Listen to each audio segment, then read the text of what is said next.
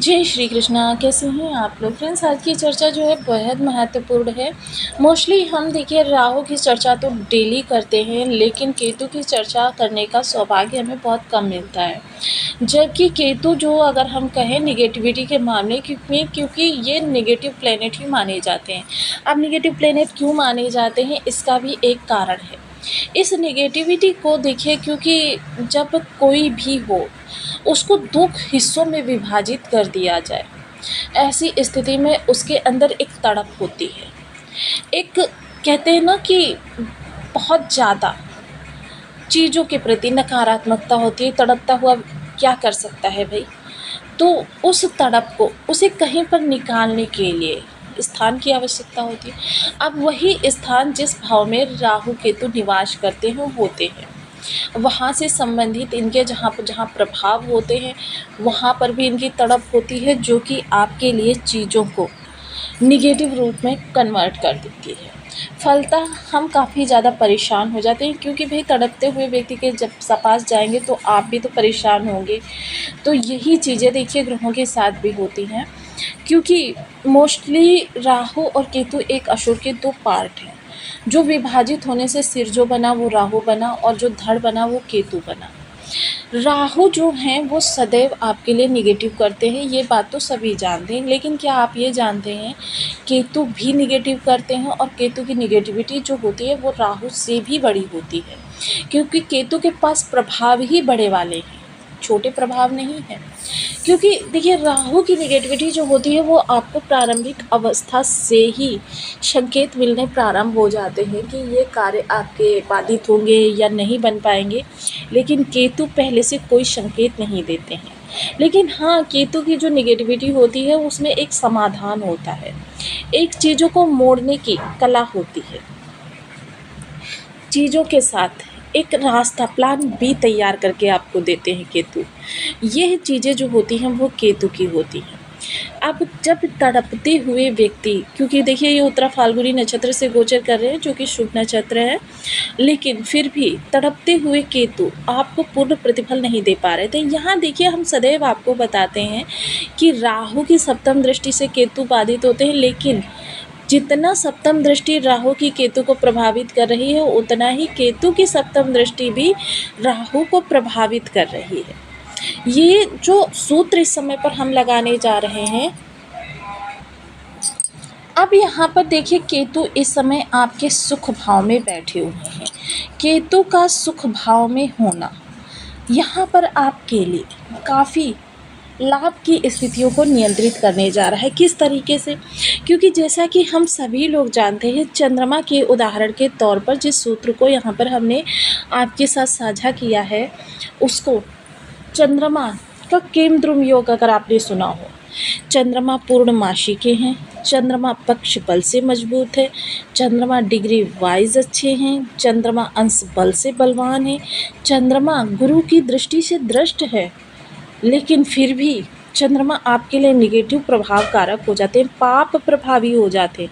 क्योंकि चंद्रमा के अगर एक भाव आगे और एक भाव पीछे पाप ग्रह बैठ जाए, चंद्रमा कभी भी, चाहे जितना भी आपका उच्च चंद्रमा हो, कभी भी आपको पॉजिटिव प्रभाव नहीं देगा। वो आपके लिए शत्रुवत ही कार्य करेगा। अब यहाँ पर देखिए केतु के एक भाव आगे गुरु बैठे हैं, एक भाव पीछे शुक्र बैठे हुए हैं। दो आध्यात्म गुरु यहाँ पर बैठे हुए हैं, जो कि आपके लिए लाभ की स्थितियों को निर्मित कर रहे हैं।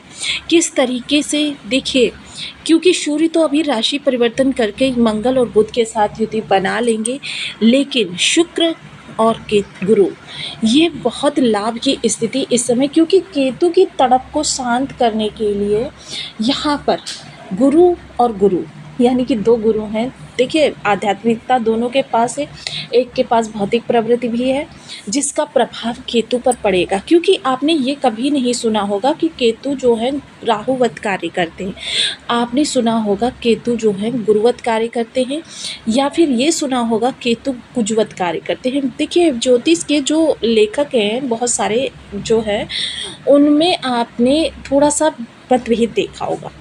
एक विद्वान वर्ग कहता है कि केतु गुरुवत कार्य करते हैं, दूसरा विद्वान वर्ग कहता है केतु कुजवत कार्य करते हैं। कुज यानी कि मंगल। दोनों ही स्थितियों में यहाँ पर केतु का देखिए लाभ संबंध भी बना हुआ है। यह आधार तथ्य जो आपके लिए निकल कर आ रहे हैं काफ़ी लाभप्रद आपको स्थितियों में पहुँचाने जा रहे हैं, क्योंकि जहाँ राहु देखिए पहले ही हम जानते हैं कि राहु शुभ अवस्था में है। अब यहाँ पर केतु की जो सप्तम दृष्टि राहु को प्रभावित कर रही थी वो भी जब शुभ हो जाएगी तो आपके लिए फल और ज़्यादा प्रभावी हो जाएंगे। तो यदि आपके लग्न में 2 नंबर बना हुआ है तो ये राशिफल आपके लिए, यदि कुंडली में कहीं भी चंद्रमा के साथ 2 नंबर बना हुआ है तो ये राशिफल आपके लिए, कुंडली ना होने की स्थिति में आप इसे नाम राशि से भी देख सकते हैं। यदि अभी तक आपने अपने इस चैनल को सब्सक्राइब नहीं किया है तो प्लीज़ सब्सक्राइब कर लीजिए, वीडियो को लाइक कर दीजिए, चैनल को शेयर कर दीजिए। इससे होगा क्या कि हमारे आने वाले हर वीडियो की नोटिफिकेशन मिल सकेगी आपको सबसे पहले। एक प्यारा सा कमेंट करना बिल्कुल ना भूलें, कमेंट में हमें बहुत मोटिवेशन मिलता है, हौसला मिलता है और ये पता चलता है कि आप और क्या जानना चाहते हैं। तो बेहद महत्वपूर्ण केतु, क्योंकि केतु के प्रभाव क्या है, केतु के प्रभाव हैं देखिए जो केतु को कहा क्या जाता है, जब इतने सात्विक हैं केतु कि जब ज्योतिष के मर्मज्ञों को कोई और विधा नहीं प्राप्त हुई तो उन्होंने इन्हें मोक्ष का कारक कह दिया। मोक्ष क्या होता है देखिए, मृत्युपरांत मोक्ष किसी ने नहीं देखा, हमने सिर्फ इसे शास्त्रों में पढ़ा है और लिखा हुआ देखा है।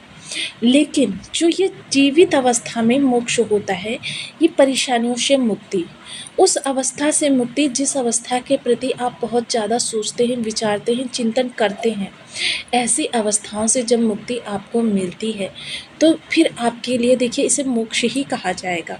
यहाँ क्योंकि ये आपके घर में बैठे हुए हैं, आपके लिए शुभकारी स्थितियों का निर्माण कर रहे हैं, तो आपकी जो भी समस्याएं ज़्यादा परेशान कर रही हैं या आपके लिए व्यथा की स्थिति को निकाल रही हैं, जिनके प्रति आप बहुत ज़्यादा चिंतनीय रहते हैं, वो समस्याएं समाप्त करेंगे केतु महाराज। क्योंकि केतु केवल समस्या ही नहीं है, केतु सदैव समाधान भी है। केतु कितने भी निगेटिव हो जाएं, केतु जब भी आपके पास समस्या भेजते हैं तो उसके कई ऑप्शन भी साथ में भेजते हैं, जिसके कारण से इस समय वो ऑप्शन आपकी दृष्टि में आएंगे और उन ऑप्शंस पर चलकर आप अगर फाइनेंशियल स्थिति से गुजर रहे हैं या फिर आप परिवार में किसी इशू को लेकर काफ़ी ज़्यादा व्यथित हैं, ये सारे इश्यूज आपके समाप्त हो जाएंगे, चीज़ें आपकी अनुकूल होना प्रारंभ हो जाएंगी, परिवार में एक सामंजस्य बनेगा और धार्मिक माहौल भी बनेगा। आप स्वयं इस समय धर्म से जुड़े हुए व्यक्ति कहे जाएंगे। इस समय सिचुएशन कुछ ऐसी बनेगी कि आपका अधिकांश समय जो होगा वो धर्म से जुड़ा हुआ रहेगा।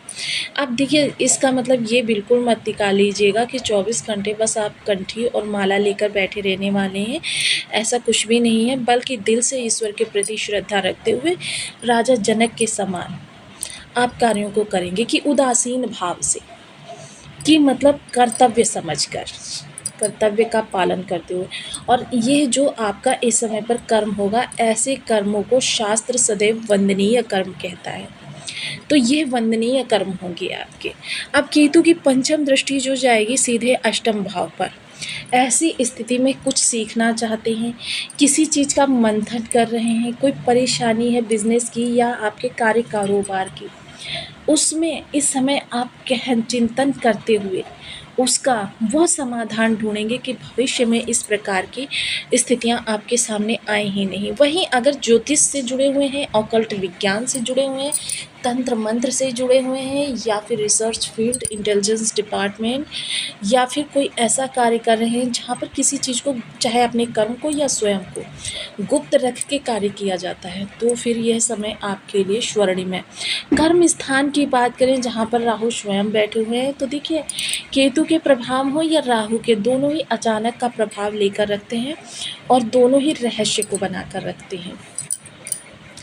कर्म स्थान पर कोई आपको बहुत ज़्यादा परेशान कर रहा था, आपके लिए अप्रिय स्थितियां उत्पन्न कर रहा था, आपके कार्य का क्रेडिट आपको नहीं मिलने देना चाहता था या फिर आपके लिए चीज़ें विषम कर रहा था, ये सारी अवस्थाएं इस समय पर समाप्त होंगी और आपके लिए शुभ अवस्था निर्मित होगी। हो सकता है कि आपको आपकी उम्मीद से ज़्यादा इस समय पर प्राप्त हो जाए। चर्चा अगर करें इनकी नवम दृष्टि की, तो देखिए नवम दृष्टि इनकी भी जो है गुरुवत ही मानी जाती है। तो यहाँ पर विदेश से जुड़े हुए लोगों के लिए या विदेश में बसना चाहते हैं, इंटरव्यू देना चाहते हैं, विदेश में जॉब करना चाहते हैं, इन सभी अवस्थाओं के लिए आप जो प्रयास कर रहे थे उन प्रयास में संपूर्णता आने वाली है। आपके प्रयास लाभकारी होने वाले हैं और प्रत्येक प्रयास का आपको 110% रिजल्ट प्राप्त होने वाला है। वहीं कोर्ट कचहरी वगैरह में अगर आप फंसे हुए हैं तो इस समय पर देखिए काफ़ी उदासीन मन से आप इन कार्यों को आगे बढ़ाते हुए देखे जाएंगे। चीज़ें आपके लिए बेहतर होंगी, लेकिन थोड़ा-सा यहाँ पर आपको संयम की आवश्यकता होगी, क्योंकि कुछ चीज़ें ऐसी होती हैं जिनको समय के साथ चलने देना चाहिए। तो वो समय के साथ चलने देने वाली इस समय पर जो ये नेगेटिव चीज़ें हैं वो होने वाली हैं। देखिए इस समय पर, क्योंकि मैंने बताया ना, केतु जब भी समस्या लेकर आते हैं समाधान भी साथ में लेकर आते हैं। तो इस समय अगर कोर्ट कचहरी या इस तरीके की किसी अप्रिय स्थिति से आप जूझ रहे हैं, तो इस अप्रिय स्थिति से को आपको समय पर छोड़ देना है। परिस्थितियाँ कितनी भी बिगड़ जाएँ, लेकिन आपका अहित केतु नहीं होने देंगे, क्योंकि दो गुरुओं ने कमान संभाली हुई है। अब वहीं चर्चा अगर हम करें फाइनेंशियल स्थिति की, तो फाइनेंशियल स्थिति बहुत ज़्यादा आपको नहीं आएगी। थोड़े से व्यय तो आपके बढ़े रहेंगे, क्योंकि फेस्टिव सीज़न चल रहा है, तो व्यय तो आपके बढ़ेंगे, लेकिन ये व्यय आपके अपव्यय नहीं कहे जाएंगे। इस समय पर आप थोड़ा-सा निवेश करते हुए भी देखे जाएंगे, थोड़ा-सा फ्यूचर के लिए भी आप कंसर्न रहने वाले हैं। तो कुल मिलाकर अगर कहें तो ये केतु के प्रभाव इस समय पर आपके लिए काफ़ी लाभकारी सिद्ध होने वाले हैं। साथ ही साथ एक चीज़ का और विशेष ध्यान रखिए, कुछ लोगों की इस समय पर रातों की नींद खराब हो सकती है, कि हो सकता है उनको रातों में नींद ना आए। ऐसी स्थिति में आपको एक उपाय करना चाहिए, एक खुले बर्तन में जल अपने सिरहाने रखना चाहिए, प्रातः उठकर इसे किसी पुष्प वाले पौधे में डालना चाहिए। देखिए कभी भी कांटेदार पौधे में या फिर किसी ऐसी कड़वे पौधे में, जैसे नीम जैसे